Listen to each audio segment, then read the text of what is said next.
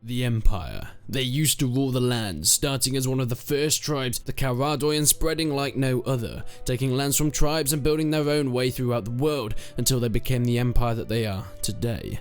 But how did they get this far? What troops fought for this great power? Well, in this new series, I'm going to be going over each faction throughout Mount and Blade 2 Bannerlord and the troops that make them up. The people that led them and the ways of living that make them the unique faction they are. But today we start with the greatest powerhouse in Caradia, the Empire. If you haven't already, go and check out my background and lore video for the Empire if you want to know more about their history, as today we'll be mostly focusing on their troop trees. This may be split into multiple videos, even just the Empire faction may be over multiple videos, because Bannerlord brings in the minor factions and with that special troops that aren't really part of the main troop trees. But today we're going to be starting with the Imperial troops of the Empire. The reason I'm bringing them to you first is because they're the most common troops that you'll be finding around the Empire territory, but don't worry, in our next video you'll find some of the more rare boys. So if some of your favourite troops are missing from this list from the Empire, don't worry, we'll get to it soon, as they aren't part of the Imperial line of troop tree. The Northern Empire is led by Lukon, the Senate leader who fancies himself to take the place of the late Arenakos. The Southern Empire is led by Rhaegar, Arenakos' wife, and with her daughter Era they hope to take back their family name. And of course the Western Empire is led by Garrios, an army veteran hoping to lead the troops back to the palace one day.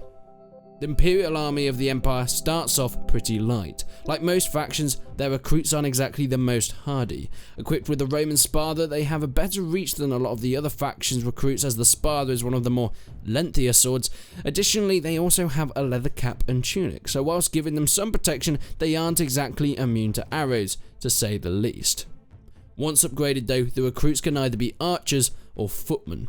The archers of course now are equipped with a bow. Whilst not having the stopping power or piercing damage of many other upgraded archers, the Imperial archer in numbers can harass enemy medium or even heavy armor, and even deal a good amount of damage to looters. Equipped with a basic bow and basic arrows, armor piercing isn't exactly their strong suit. Yes, they may be able to cut down other recruits and looters, but anything that has a bit of stiffness to it will prove to be a bit of an issue to the Imperial archers. They're also equipped with a spiked club, which leaves much to be desired when it comes to melee, so it's best to keep these guys away from the close fight if you can help it. Going the other way though, the recruits can be upgraded to the Imperial Infantrymen, finally bringing some sort of defense to the Empire. Having basic kite shields, they have a good amount of blocking power when it comes to fending off enemy missiles and proving very effective in the shield wall formations. Whilst not having the armor of their big brothers, the Empire Infantrymen can still put up a fight if they need to.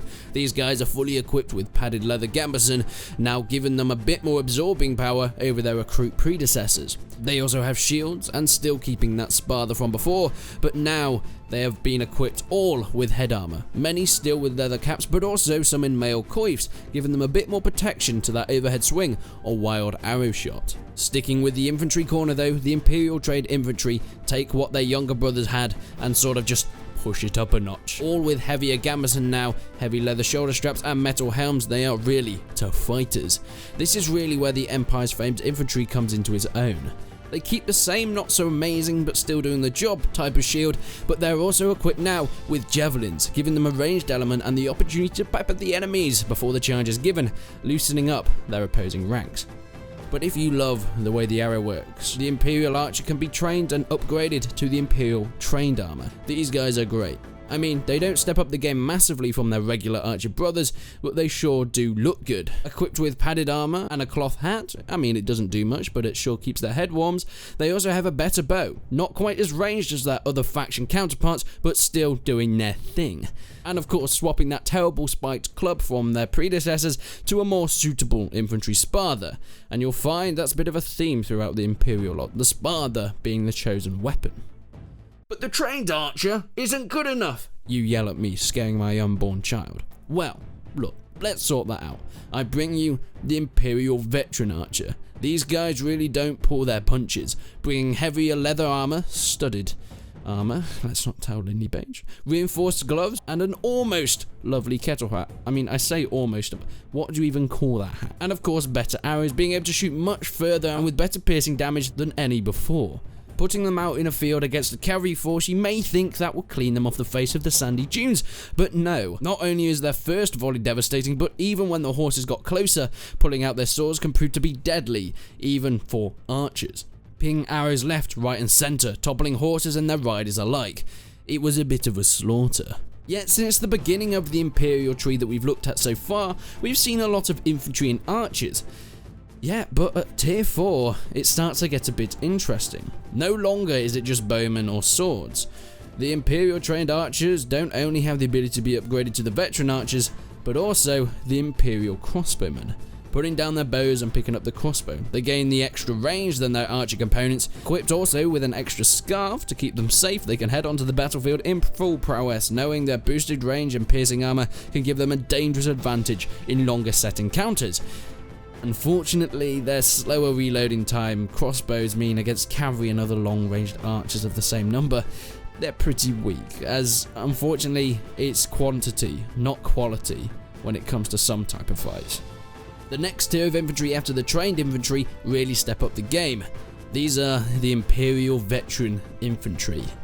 They bring in full mail Hamata style armor with heavy plated shoulder pads, and these guys can really take a hit. Their shields finally upgraded to reinforced kite shields, meaning that you'll rarely find any amount of arrows during one sole battle will be enough to break them, causing shield walls to be a great strategy, holding the line and letting the opponents waste their shot and projectiles until it's your time to jump into the fray.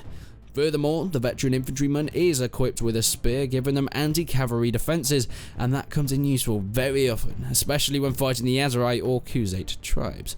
Unfortunately for some, this appearance of the spear means the downfall of their ranged abilities, and the thrown javelins are taken off them, so they may need some other friendly fire support if it's going to be a larger scale warfare or even sieges. Now before we go to the final tier of Imperial troops, there's one other branch to this tree we must discuss.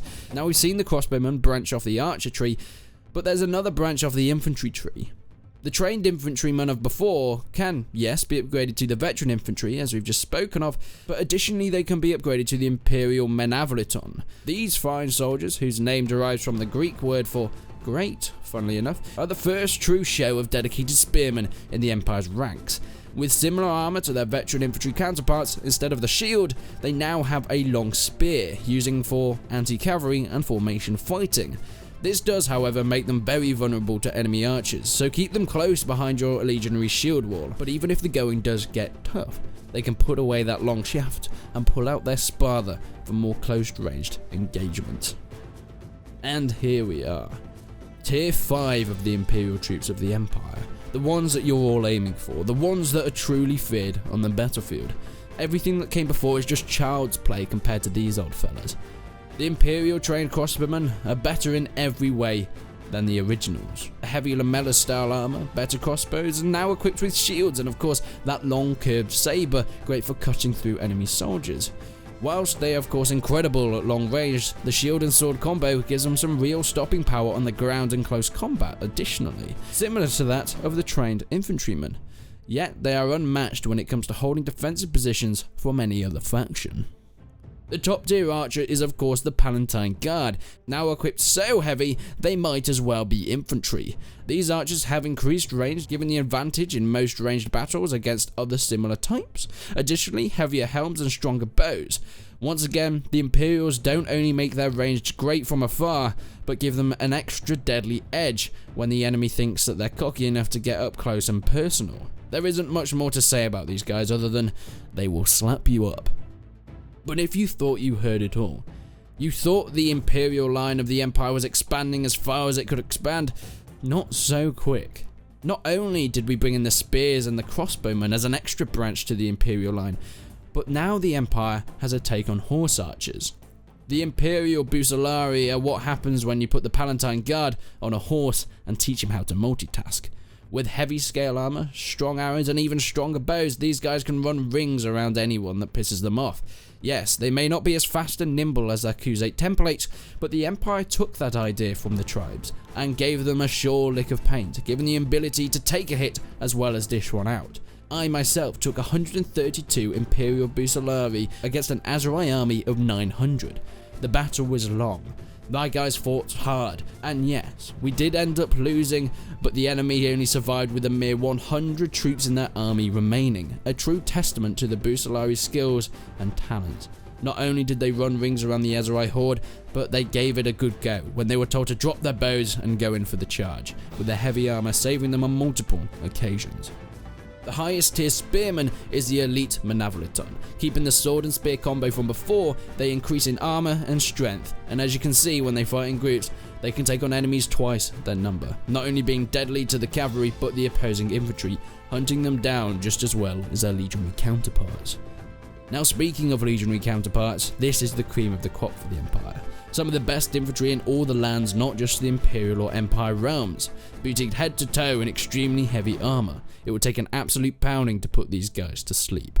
Working together in shield walls reminiscent of their Roman ancestors, the Legionary is an unstoppable wall of men. Weapon-wise, they have the reinforced shields, the long curved blades, and even a short spear for dealing with cavalry if push comes to shove. These guys are really unmatched in any infantry-based combat. But that's only the beginning. The Empire is built up of many clans, troops, and lost and rare classes of soldiers. But they will have to wait for another video. As I said, each faction in Bannerlord will get a full overview, and even within those individual factions, they may have to span over multiple videos themselves if we want to cover it all. But now you have seen the Imperial troop tree. But what about the Empire's heavy cataphract? Or the Legion of the Betrayed? The Hastati? The Triarii of old? Well, that is a story to tell at a later time.